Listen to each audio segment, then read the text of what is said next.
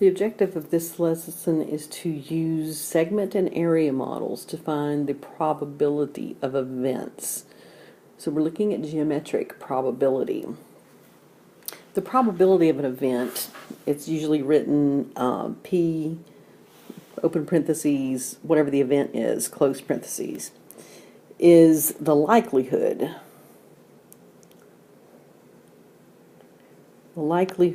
that the event will occur. Now, when possible outcomes are equally likely, that's called theoretical probability. And theoretical probability of an event is a ratio of the number of favorable outcomes to the number of possible outcomes. The total number of possible outcomes is in the denominator. So probability of an event is the number of favorable outcomes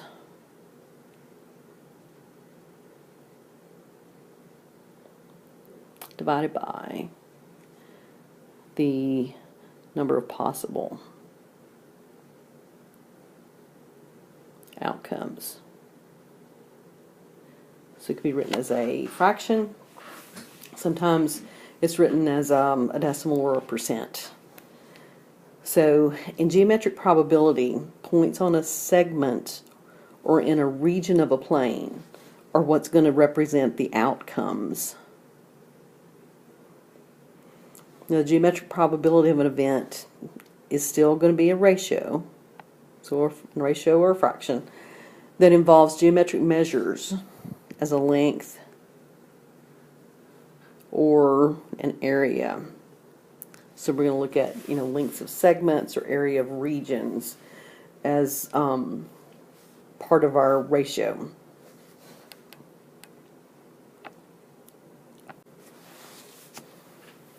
So with probability and length, if you look at the length of a segment and you're considering point S on segment AD is chosen at random. Now I know on this segment we have points A, B, C, and D. So we're looking at the possibility of some other point S being chosen at random on this segment. Now the probability that S is going to be on segment BC is going to be the ratio of the length of segment BC to the length of segment AD. So it's the length of the segment, the smaller segment, divided by the length of the longer segment. So the probability that S is on segment BC is the length of BC over the length of AD. And when we're looking at probability and area, here in this diagram we have two regions. One is named R and the other is named N. So the probability that some point S is chosen in region R, it's chosen at random, and the probability that S is going to be in region N, that smaller area, is going to be the ratio of the area of that smaller region N to the entire region R. So the probability that this point chosen at random, point S, is in region N is going to be the region N area divided by the larger region R area. So let's look at some problems. That'll make these make a lot more sense.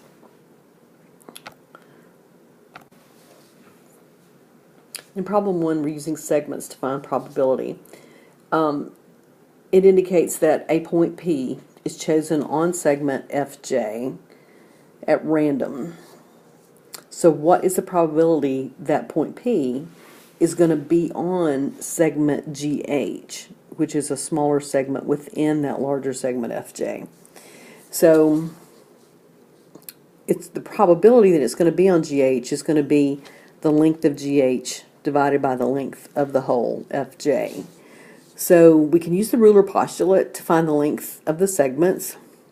So the probability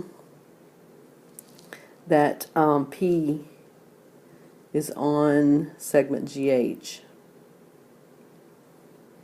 is going to be the length of GH divided by the length of the whole segment FJ.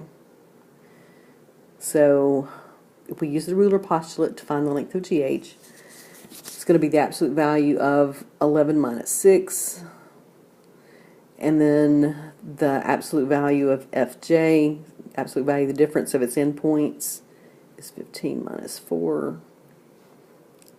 So that's going to be 5 in the numerator and 11 in the denominator. So 11 over 5 is going to be the probability that point P is on FJ, as chosen on FJ, is going to be on GH. Let's look at another problem.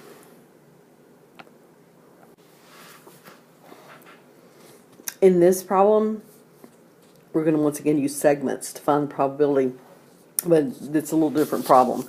We have a river ferry that's running every 40 minutes. If a passenger arrives at the ferry station at a random time, what's the probability that he will have to wait at least 25 minutes for the ferry? So let's draw this out as a number line. We have 40 minutes of time. So let's look at this every 5 minutes. 5, 10, 15, 20, 25, 30, 35, and 40.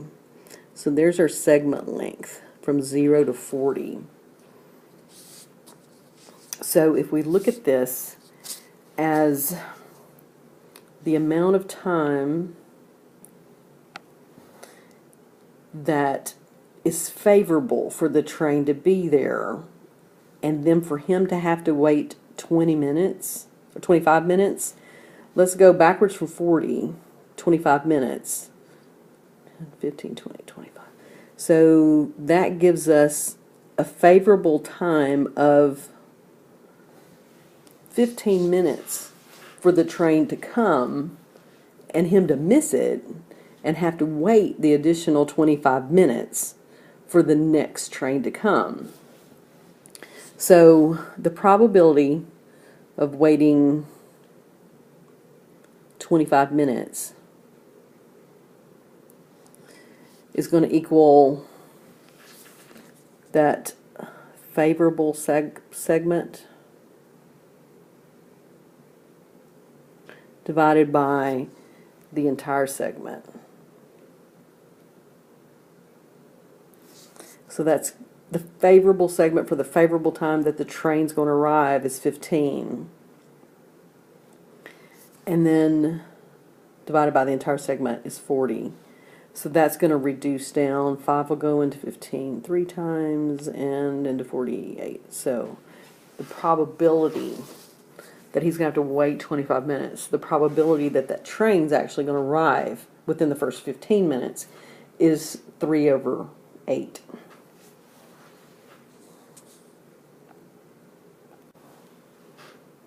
In problem 3, we're using area to find probability. Here we have a circle that's inscribed inside a square. Now a point N is chosen at random. What's the probability that this point chosen at random is going to lie in the shaded region? So we're going to have to find the area of the shaded region and divide that by the area of the entire region of that square in order to find that probability. So let's look at the area of the square. The area of the square is side squared, and the side is 5. So 5 squared is 25 inches squared. Now we need to determine the area of the shaded part.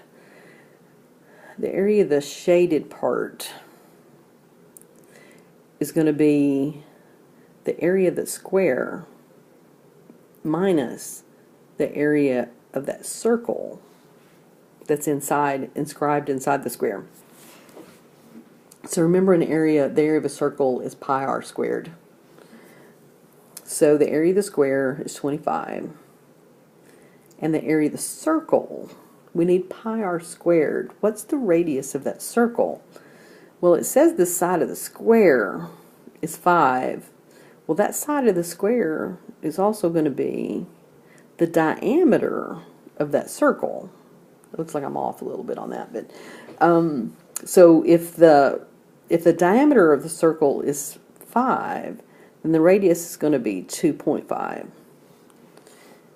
So pi r squared is going to be pi times 2.5 squared. So we have 25 minus 2.5 squared is 6.25, 6.25 pi. And let's just leave it as that for now, because what we need to find is the probability. So the probability that n is in the shaded area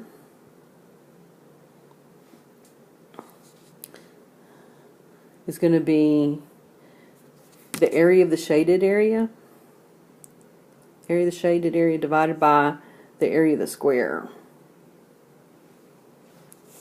So the area of the shaded area we just found to be 25 minus 6.25 pi divided by the area of the square we determined was just 25.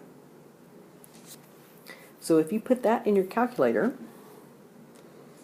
you should get approximately 0.215,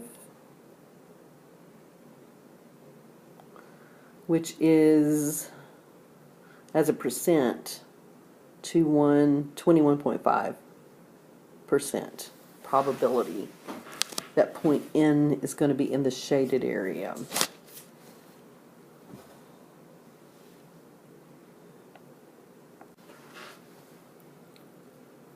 Last problem, we have a dartboard. So suppose a dart lands randomly on the target below. What is the probability that the dart will land in the shaded region? So again, since we're talking about probability and area, we're going to have the area of the smaller shaded region divided by the area of the entire region of the dartboard. It's going to be the probability that it hits that shaded region. So let's look at the area of the target. The area of the target, which is the entire circle, the dartboard, is going to be pi r squared, and the radius of the entire dartboard is 8. So it's pi 8 squared. So we got 64 pi for the area of the target. So now let's look at the area of the shaded part. So the area of the shaded part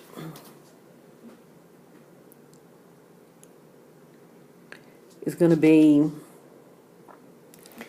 the area, the outer boundary of that shaded area, which has a radius of 4. So that's pi times 4 squared, minus that little circle that's on the inside. We've got to subtract out that area, minus, and that has a radius of 2, minus pi times 2 squared. And then that's going to get us the area of just the shaded part. So we have 16 pi minus 4 pi, and that's 12 pi.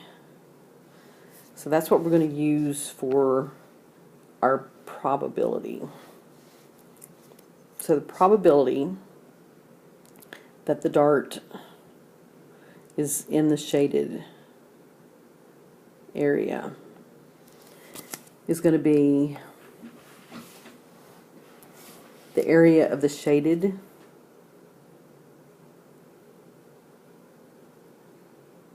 over the area of the target. So we have 12 pi over 64 pi. The pi's cancel, and you have 12 over 64, which reduces let's see, 4 will go into 12 3 times, yeah. 4 will go into 12 3 times, 4 will go into 64 16 times. Reduces down to 3/16. Let's look at this as a percent. So change this to a decimal. 3 divided by 16 is 8.1875. So it's about 18.75%.